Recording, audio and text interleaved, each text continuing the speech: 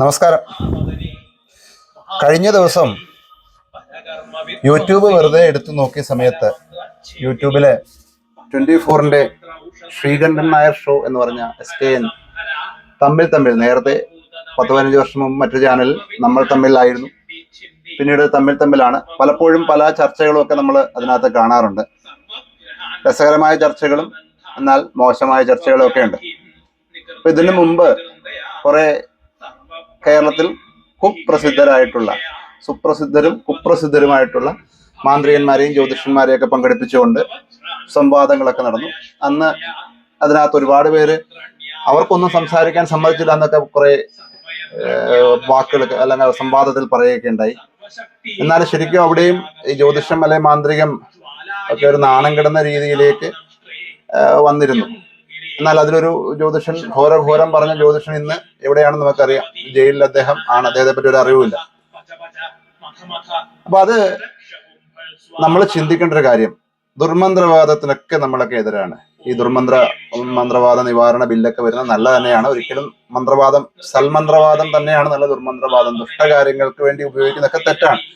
മറ്റുള്ളവരുടെ പൈസ അടിച്ചു മാറ്റാൻ, മറ്റുള്ളവർക്ക് ദോഷകരമായിട്ട് ഉപദ്രവിക്കാനൊക്കെ ഉപയോഗിക്കുന്നതൊക്കെ ദുർമന്ത്രവാദങ്ങൾ ചെയ്യുന്ന തെറ്റ് തന്നെയാണ്. അത് നമ്മൾ വിമർശിക്കണം, നിഷേധാത്മകമായിട്ട് വിമർശിക്കണം. നമ്മളതിനെ നിഷേധിക്കണം, ചെയ്യരുത്. അങ്ങനെ ചെയ്യുന്നവരെ അല്ലെങ്കിൽ ദുർമന്ത്രവാദം ചെയ്യുന്നവരെ നിയമത്തിന് മുന്നിൽ കൊണ്ടുവരികയും വേണം. അതൊക്കെ നല്ല കാര്യമാണ്. നമ്മൾ ആ ബില്ലിനെ ഒന്നും എതിർക്കുന്നില്ല. പക്ഷേ ഈ ചർച്ചയിൽ അന്ന് കാന്തല്ലൂർ സ്വാമി എന്ന് പറയുന്ന സുൽപരമേശ്വരൻ ജി, അദ്ദേഹത്തിന്റെ മേഖലയിൽ നല്ല രീതിയിൽ കാര്യങ്ങൾ കൈകാര്യം ചെയ്യുന്ന ഒരാളാണ്. അദ്ദേഹം പിന്നീട് പറഞ്ഞത് അദ്ദേഹത്തിന് സംസാരിക്കാൻ അവസരം കിട്ടിയില്ല. അവിടെയും അദ്ദേഹവും ഈ പെൻഡുലമാണെന്ന് പറഞ്ഞൊരു മാല കറക്കി കാണിച്ചൊക്കെ അദ്ദേഹം ജാള്യനാകുന്ന ഒരു അവസ്ഥയെ കണ്ടിരുന്നു. കാരണം അദ്ദേഹത്തിനുള്ള കഴിവ് എല്ലാവർക്കും നമുക്ക് അറിയാവുന്ന പോലെ അദ്ദേഹത്തിന് ഈ പറയുന്ന കർണ യക്ഷി ഉപാസനയോ അങ്ങനെയുള്ള കാര്യങ്ങളൊക്കെ ഉണ്ടെന്നാണ് പറയപ്പെടുന്നത്. അതുകൊണ്ട് ഒരുപാട് ഫലങ്ങൾ പറയുന്നു, ഒരുപാട് പേരുടെ രാശിയില്ലാത്ത ഫലങ്ങളൊക്കെ പറയുന്ന ആളാണ്. അത്രയും കഴിവുള്ള ആളാണ്. ഒരുപാട് മാന്ത്രിക നോവലുകളിൽ അദ്ദേഹം നിശബ്ദനായിരുന്നു. അവിടെ 1-2 കാര്യങ്ങൾ പറഞ്ഞു. എന്നാൽ അതിനുശേഷം കഴിഞ്ഞ ദിവസം പ്രേതം ഉണ്ടോ ഇല്ലയോ എന്ന് പറഞ്ഞൊരു ചർച്ച നടന്നു. ഏറ്റവും രസകരമായ കാര്യം, അതിനകത്തും അദ്ദേഹം ഒന്നും പ്രത്യേകിച്ച് സംസാരിച്ചില്ല. 1-2 കാര്യങ്ങൾ സംസാരിച്ചതിനകത്ത് അദ്ദേഹം പോലും പറയുന്നത് എനിക്ക് വലിയ ഉറപ്പൊന്നുമില്ല പ്രേതം ഉണ്ടോ ഇല്ലയോ എന്ന്. എനിക്ക് വലിയ തെളിവൊന്നുമില്ല, അല്ലെ ഉറപ്പില്ല. ഞാൻ പ്രേത കഥകൾ നോവലുകളൊക്കെ എഴുതുന്നല്ല, അതിന് ഞാൻ ഉണ്ടെന്ന് സമർത്ഥിക്കാൻ ആളല്ല എന്നൊക്കെ പറഞ്ഞ് അദ്ദേഹം അതിനെ കൈ കഴുകി. എന്തിനാണ് പിന്നെ ഈ ചർച്ചയ്ക്ക് പോകുന്നത് നമുക്കറിയില്ല. അദ്ദേഹത്തിന് അനുഭവമുണ്ട്, ഇല്ല എന്ന് പറയാം. ഓക്കെ, പിന്നെന്താണ് ഈ കർണേശ്വരി ഉപാസനയുമായിട്ട് അല്ലെങ്കിൽ ദേവതയുണ്ടോ എനർജി ഉണ്ടോ എന്നൊക്കെ ചോദിക്കുമ്പോൾ കർണേശ്വരി ഉപാസനയായിട്ട് ചെയ്യുന്ന ഒരാള് അദ്ദേഹം കൃത്യമായിട്ട് അതിന് ഒരു മറുപടി കൊടുക്കണമായിരുന്നു. കഴിവുള്ള ആളാണ്, അല്ല കഴിവില്ലാത്ത ആളൊന്നുമല്ല. അദ്ദേഹം അവിടെ ചിലപ്പോൾ ഇത് കട്ട് ചെയ്ത് കാണിച്ചതായിരിക്കാം. അങ്ങനെ ഉണ്ടെങ്കിൽ ക്ഷമിക്കുക. കാരണം കട്ട് ചെയ്ത് കാണിച്ചതാണെങ്കിൽ അറിയില്ല എന്താണ് അവിടെ ഷോയിൽ നടക്കുന്നത്, നമുക്ക് അറിയത്തില്ല. നിങ്ങൾ ശ്രദ്ധിച്ചറിയാം, ഇങ്ങനെയുള്ള വിളിക്കുന്നതില് സമൂഹത്തിൽ അവരെ മാക്സിമം അവഹേളിക്കാവുന്ന ആൾക്കാരെ വിളിച്ച് അവിടെ കൊണ്ടുവരുത്തി അങ്ങ് നാറ്റിച്ചു. എന്നിട്ട് ഈ വിഭാഗം എല്ലാം തെറ്റാണെന്ന് പറയും. പ്രേത ഇല്ലായിരിക്കാം, ഉണ്ടായിരിക്കാം, വാട്ടവർ ഇറ്റ് ഈസ്. അത് വിശ്വസിക്കുന്നവർക്ക് വിശ്വസിക്കാൻ, ഇല്ലെങ്കില്ല. 1-2 പേര് പറഞ്ഞത് അനുഭവിക്കുമ്പോഴേ. നമുക്കൊരു കാറ്റുണ്ടെന്ന് എങ്ങനെയാണ് അറിയുന്നത്? നമ്മളെ ശരീരത്തിൽ അതിന്റെ സ്പർശാന്റെ അനുഭവം വരുമ്പോഴാണ്. വൈദ്യുതി ഉണ്ടെന്ന് അറിയുന്നത് ഈ ലൈറ്റ് കത്തുമ്പോഴും അല്ലെങ്കിൽ ശബ്ദം അല്ലെങ്കിൽ എന്തെങ്കിലും ഫാൻ കറങ്ങുമ്പോഴും ഒക്കെയാണ് നമ്മൾ വൈദ്യുതി ഉണ്ടെന്ന് അറിയുന്നത്. അല്ലെങ്കിൽ നമുക്ക് അറിഞ്ഞടിക്കണം. ഇതുണ്ടെന്ന് നമുക്ക് കാഴ്ചയിൽ നഗ്നനേത്രങ്ങൾ കൊണ്ട് കാണാൻ കഴിയാത്ത ഒരുപാട് കാര്യങ്ങൾ, മിസ്റ്റേക്കായിട്ട് നിഗൂഢമായിട്ടുള്ള ഒരുപാട് കാര്യങ്ങൾ ഭൂമിയിലുണ്ട്. ഇല്ല എന്നും പറയാൻ സാധിക്കത്തില്ല. അതിനിടയ്ക്ക് ഒരു യൂട്യൂബർ, അയാൾ ഏറ്റവും കൂടുതൽ തമിഴ്നാട്ടിലും അവിടെ ഇവിടെയും പോയിട്ട് ഈ പിന്നെ 10 രൂപ കാശിന് ജീവിക്കുന്ന ആൾക്കാരുടെ അടുത്ത് ചെന്നിട്ട് അവരോട് ചെന്ന് അവരുടെ സംഭവം എന്ന് പറഞ്ഞ് അവരെ കളിയാക്കി ജീവിക്കുന്ന ഒരാൾ, അവരെ വിറ്റ് ജീവിക്കുന്ന ആൾ പുള്ളി തന്നെ പറയുന്നുണ്ട്. എന്നിട്ട് അത് ഇവിടുത്തെ ചില ആസാമിമാരും പോയി അതിനകത്ത് പെട്ടിട്ട് അവരും അവരുടെ തുള്ളലും ബഹളവും ഒക്കെ, അതൊക്കെ തെറ്റാണ്. അതൊക്കെ ആൾ ദൈവങ്ങളും അങ്ങനെയുള്ളതൊക്കെ തെറ്റാണ്. അത് വിമർശിക്കുക തന്നെ വേണം. അയാളവിടെ പോയി ചെയ്യട്ടെ. അതുകൊണ്ട് കുറെ പേര് അറിയുന്നു എന്നൊക്കെ ഉണ്ട്. ഇത് എത്ര ചെയ്താലും ഇത് മാറുകയില്ല. പറ്റിക്കുന്നവനെന്നും പറ്റിച്ചുകൊണ്ടിരിക്കും. ആ പറ്റിക്കുന്നതൊക്കെ നിർത്തണം. അയാളും കുറെ ഇതിനെ ആധികാരികമായിട്ടൊക്കെ പറയും. എന്ത് ആധികാരികമായിട്ട് പറയുന്നത്? അയാൾ പോയി കണ്ട സ്ഥലം മാത്രമാണ്. പുള്ളി പോയി കണ്ടത് ചിലപ്പോൾ ഇതിന്റെ 50% മാത്രം. 50% നന്നായി ഇത് കർമ്മം ചെയ്യുന്ന ആൾക്കാരുണ്ട്, 50% ഇത് നല്ല രീതിയിൽ ചെയ്യുന്ന ആൾക്കാരുണ്ട്. മാന്ത്രികം, ജ്യോതിഷം, പൂജയൊക്കെ നല്ല രീതിയിൽ ചെയ്യുന്നവരുണ്ട്. റിസൾട്ട് കാണിച്ചു കൊടുക്കുന്നവരുണ്ട്. പബ്ലിസിറ്റിക്ക് വേണ്ടി ചെയ്യുന്നവരല്ല, പബ്ലിസിറ്റി പോകാറില്ല ഇവരാൽ. അങ്ങനെയുള്ള ഒരുപാട് ആൾക്കാരുള്ള ലോകത്താണ്. ഒരുപാട് മഹാരഥന്മാർ ജീവിച്ചിരിക്കുന്നുണ്ട്. ഇന്ന് കർമ്മങ്ങൾ ചെയ്യുന്ന ജ്യോതിഷനെയും മാന്ത്രികം ഒരുപാട് മഹാരഥന്മാര്. ഞങ്ങളൊക്കെ അതിൽ ശിശുക്കളാണ്. ഏറ്റവും ശിശുക്കളായിട്ടുള്ള ആൾക്കാരാണ് ഞങ്ങൾ. അതിനെക്കൊണ്ട് എത്രയോ മഹാരഥന്മാരെന്ന് ജീവിച്ചിരിപ്പുണ്ട്. അവരൊന്നും പബ്ലിസിറ്റിക്ക് വേണ്ടി ഇങ്ങനെ പറയാറില്ല. ചാനലുകളിൽ പോയി ഘോരം പറയാറില്ല. അതിനകത്ത് വന്ന് ഞാൻ പേടിച്ചു പോയി. ഈ ബിനോയ് ഇന്റർവ്യൂ എടുത്തൊരു സ്വാമി, തിരുവനന്തപുരത്ത് എങ്ങനെ താമസിക്കുന്ന ഒരു അഘോരി എന്ന് പറയുന്ന സ്വാമി, അയാൾ സാധാരണ വീഡിയോക്കകത്തൊക്കെ വരുന്ന ഒരു കോണാനൊക്കെ കൊടുത്താണ്. ഏതായാലും ഇത്രയും പേര് വരുന്ന ഷോ ആയതുകൊണ്ടാണ് പുള്ളി ചുമന്ന ഒരു പുതപ്പൊക്കെ പുറത്ത് അദ്ദേഹം അവിടെ വന്ന് ഘോരം പറയും. എന്താണ് പറയുന്നത് അദ്ദേഹത്തിന് അറിയത്തില്ല. എനിക്ക് അതിനേക്കാൾ ഏറ്റവും കൂടുതൽ പിന്നെ ഈ പറഞ്ഞ ഡോക്ടർ പത്മനാഭൻ, ഓജോ ബോർഡ്, അദ്ദേഹത്തെ പറ്റി അദ്ദേഹത്തിന് കുറെ അറിയാവുന്നതുകൊണ്ട് സാധാരണ അദ്ദേഹവും ആ സഭയിലിരുന്ന് ജാള്യനാകുന്ന അദ്ദേഹം ഇപ്രാവശ്യം കുറച്ച് കാര്യങ്ങൾ ആധികാരികമായിട്ട് പറഞ്ഞു. ഒരാളെ പോക്കറ്റിൽ 5 നമ്പർ എഴുതിയിട്ടിരുന്നു. അത് കണ്ടുപിടിക്കാൻ പറ്റുമെന്ന് ചോദിച്ചു. പത്മനാഭൻ ചോദിച്ചു, എന്നാൽ പിന്നെ എനിക്ക് ലോട്ടറിക്ക് 6 അക്കമാണുള്ളത്, ഞാൻ ഓരോ 40 കോടി 5 കോടി 8 കോടി എടുക്കുമ്പോൾ ഞാൻ ഓരോന്ന് എഴുതി ഉണ്ടാക്കിയിട്ട് അതങ്ങ് പോയി ലോട്ടറി എടുത്ത് കൊടുത്താൽ പോരെ, ഞാൻ ജീവിക്കാൻ എനിക്ക് ഷുഗറും കൊളസ്ട്രോളും പ്രഷറും ഉണ്ട്, ഞാൻ ഡോക്ടറെ പോയി കണ്ടായല്ലോ, ഈ പറഞ്ഞ അതീന്ദ്രിയ ജ്ഞാനം കൊണ്ട് ഇതങ്ങ് തീർത്താൽ പോരെന്നൊക്കെ അദ്ദേഹം ചോദിക്കുന്നുണ്ട്. അത്ഭുതകരമായ കാര്യങ്ങൾ എല്ലാവരും ചെയ്യുന്നുണ്ട്. ഈ ദൈവം പറയുന്ന പോലെ അമാനുഷികനായിട്ടുള്ള ഒരു മനുഷ്യനുമില്ല, അമാനുഷികമായ കാര്യങ്ങൾ ചെയ്യുന്ന ആൾക്കാരുമില്ല. ഇത് അമാനുഷികത സൃഷ്ടിക്കുന്നതാണ്. എന്നാൽ നമ്മളെ ദൈവത്തിന്റെ ഉപാസനയുടെയോ സേവയുടെ ബലം കൊണ്ടൊക്കെ ഒരുപാട് നല്ല കാര്യങ്ങൾ, ഒരുപാട് നമുക്ക് ഇന്ദ്രിയങ്ങൾക്കപ്പുറമുള്ള കാര്യങ്ങൾ ചെയ്യുന്ന ആൾക്കാർ ഇന്നും ജീവിച്ചിരിക്കുന്നുണ്ട്, ഇല്ല എന്നൊന്നും നമ്മൾ പറയുന്നില്ല. അവിടെ സുനിൽ പരമേശ്വരൻ ജി നിശബ്ദനായിരുന്നു. നമ്മുടെ അഘോരസ്വാമി എന്ന് പറയുന്ന സ്വാമി എന്തൊക്കെയോ കുറെ വിളിച്ചു പറഞ്ഞു. വേറൊരാൾ പെൻഡുലം ഡൗസിംഗ് എന്ന് ഒരാൾ വന്നു. അദ്ദേഹം എന്താ പറയുന്നത് അദ്ദേഹത്തിന് തന്നെ അറിയത്തില്ല. അദ്ദേഹം പറഞ്ഞു, ആഭിചാരം ഞാൻ വേണേൽ എടുത്ത് കാണിക്കാം. പെൻഡുലം ഡൗസിങ്ങിന്റെ അടിസ്ഥാനം എന്താണെന്ന് അദ്ദേഹത്തിന് മനസ്സിലായിട്ടില്ല എന്ന് തോന്നുന്നു. കാരണം ജലസാന്നിധ്യം കണ്ടെത്താൻ വേണ്ടി പെൻഡുലം ഉപയോഗിക്കാം, കിണറിന സ്ഥാനം കണ്ടെത്താൻ, ഭൂമിയിലെ ഉറവ ജലസാന്നിധ്യം കണ്ടെത്താൻ. അല്ലാതെ ഈ പറഞ്ഞ മണ്ണിലൊഴിഞ്ഞ ആഭിചാരം കണ്ടുപിടിക്കാൻ മാത്രമല്ല പെൻഡുലം. അത് അതിൻ്റെ ഒരു ബൈ പ്രൊഡക്റ്റ് ആണ്, അല്ലെങ്കിൽ ഒരു ചെറിയൊരു യൂസാണ്. അദ്ദേഹം പറഞ്ഞു, ഞാൻ ആഭിചാരം കണ്ടുപിടിച്ചു തരാം, നഷ്ടപ്പെട്ടു പോയ വസ്തു അത് ശരിയാണ്, നഷ്ടപ്പെട്ടു പോയ വസ്തു കണ്ടുപിടിച്ചു തരാം. പിന്നെ വെല്ലുവിളിക്കുന്ന ഒരു കാര്യം മനസ്സിലാക്കാൻ, വെല്ലുവിളിക്ക് വേണ്ടി കാണിക്കേണ്ട ഒരു ശാസ്ത്രമല്ല ഇതേപോലെയാണ്. പെൻഡുലമൊക്കെ ഒരുപാട് കാലങ്ങളായിട്ട് ചെയ്തുകൊണ്ടിരുന്ന ശാസ്ത്രമാണ്, ഒരുപാട് അതീതമായി ചെയ്തുകൊണ്ടിരുന്ന, ഒരുപാട് പുരാതനമായിട്ട് ഈജിപ്റ്റ് തൊട്ട് ഇങ്ങോട്ടുള്ള ആൾക്കാർ ചെയ്തുകൊണ്ടിരുന്ന ശാസ്ത്രമാണ് പെൻഡുലം. അപ്പൊ അത് അറിയത്തില്ലെങ്കിൽ ചുമ്മാ പോയി അവിടെ പോയി തർക്കിക്കരുത്. എന്തിനാണ് പോയിരുന്നത് വെറുതെ ജാള്യനായിട്ട് സമൂഹത്തിൽ പബ്ലിസിറ്റി കിട്ടും, സത്യമാണ്. ഇതിൽ പോയിരുന്ന എന്ത് വിഡ്ഢിതരം പറഞ്ഞാലും അവരെ പെട്ടെന്ന് ആൾക്കാർ ശ്രദ്ധിക്കുമ്പോൾ അവരുടെ പരസ്യമൊക്കെ വരുന്ന സമയത്ത് പെട്ടെന്ന് പബ്ലിസിറ്റിക്കായിരിക്കും പോകുന്നത്, ആൾക്കാർ അറിയാൻ വേണ്ടി. പക്ഷേ നിങ്ങൾ ഈ ഒരു ശാസ്ത്രത്തെ അല്ലെങ്കിൽ ഈ ഒരു സമുദായത്തെ ഇത് കൊണ്ട് നല്ല രീതിയിൽ ജീവിക്കുന്ന ഒരു അപഹാസ്യരാക്കുകയാണ്. പിന്നെ അതിനേക്കാൾ ഏറ്റവും ബഹുമാനിക്കേണ്ട ഒരാള് ശ്രീ അലക്സാണ്ടർ ജേക്കബ് സാർ, മുൻ DGP.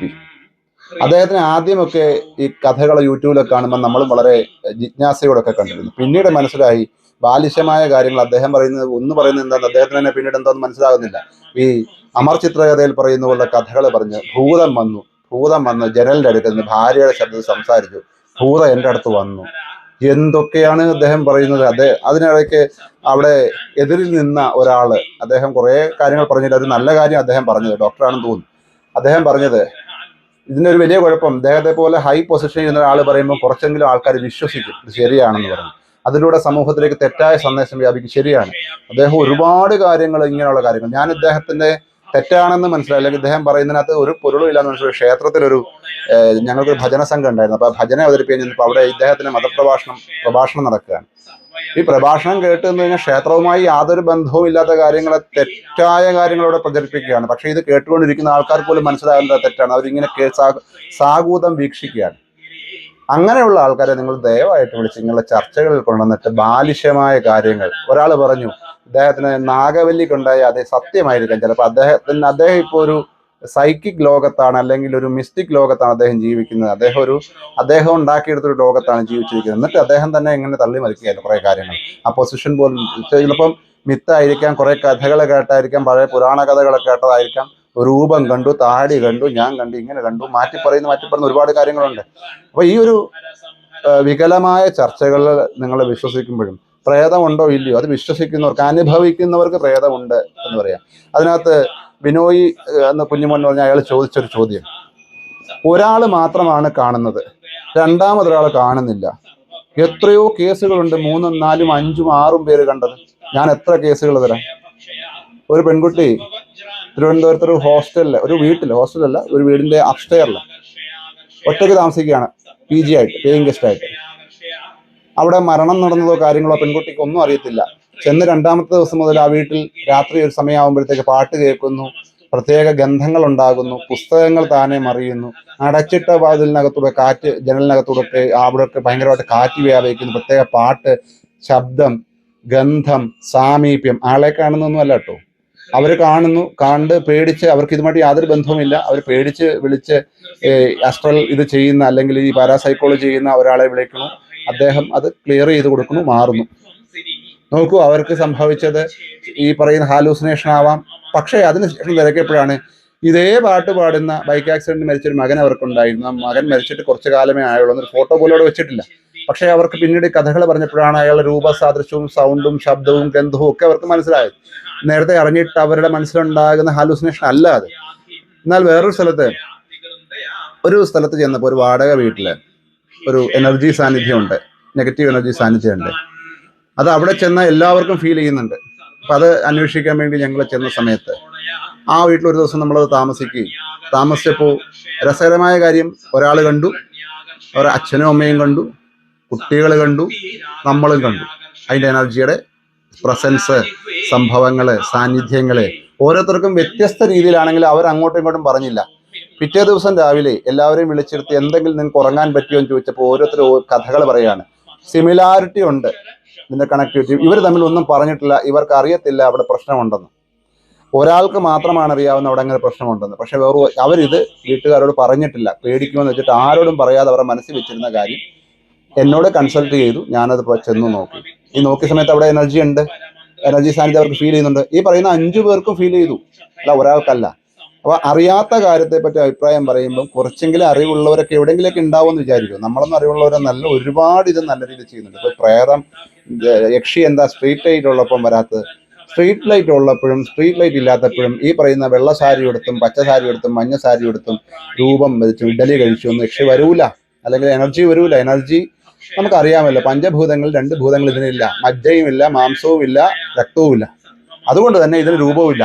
നമ്മൾ ഉണ്ടാക്കിയെടുക്കുന്ന രൂപമാണ് ഇതിന്. ഫീൽ ചെയ്യാൻ പറ്റും, ഗന്ധമറിയാം, ശബ്ദമറിയാം, സാന്നിധ്യമറിയാം. ഈ 3 ഭൂതങ്ങളെ ഉള്ളൂ. കാണാൻ പറ്റൂല, തള്ളി മറിക്കണ്ട, കാണാൻ പറ്റൂല. അറിയാം, ഒരു ഷാഡോ പോലെ, നമുക്കൊരു ഷെയ്ഡ് പോലെ, ഒരു നിഴല് പോലെയൊക്കെ കാണാമെന്നുള്ളത് ഒരിക്കലും ഒരു രൂപത്തിൽ കാണത്തില്ല. തള്ളി മറിക്കുന്നവൻ വെള്ള സാരി എടുത്ത് പുള്ളിയെടുത്ത് വന്നു, ഭാര്യയുടെ രൂപത്തിൽ വന്നു, കട്ടിലിരുന്ന് സംസാരിച്ചു എന്നൊക്കെ പറയുമ്പോൾ സമൂഹത്തെ ഇങ്ങനെ തെറ്റിദ്ധരിപ്പിക്കാതിരിക്കുക, നല്ല കാര്യങ്ങൾ പ്രചരിപ്പിക്കുക. പ്രേതം ഉണ്ടോ ഇല്ലയോ എന്നുള്ള ചർച്ചയല്ല. ഇങ്ങനെയൊക്കെ ചർച്ച ചെയ്യുമ്പോൾ ഒരുപാട് നല്ല ആൾക്കാർ ഇന്ന് കേരളത്തിൽ ഈ ഫീൽഡുമായി ബന്ധപ്പെട്ട് നല്ല ആൾക്കാർ പുറത്തുണ്ട്. അവരെയൊക്കെ വിളിച്ച് നിങ്ങൾ എടുക്കുക. ഒരുപാട് എത്രയോ 10, 30, 40, 50 വർഷം ഈ മേഖല എക്സ്പീരിയൻസ് ഉള്ള എടുക്കുക. ഇതേപോലെയുള്ള ചർച്ചയിൽ വന്ന് ചൂളിപ്പോകുന്ന, മിണ്ടാതിരുന്ന് കേട്ടോണ്ടിരിക്കുന്ന ആൾക്കാരെ വിളിച്ച് നിങ്ങൾക്ക് റേറ്റിംഗ് കൂട്ടാമെന്നല്ല. സമൂഹത്തിൽ ഇത് തെറ്റായ സന്ദേശമാണ്. തെറ്റിദ്ധരിപ്പിക്കാതിരിക്കുക. നമസ്കാരം.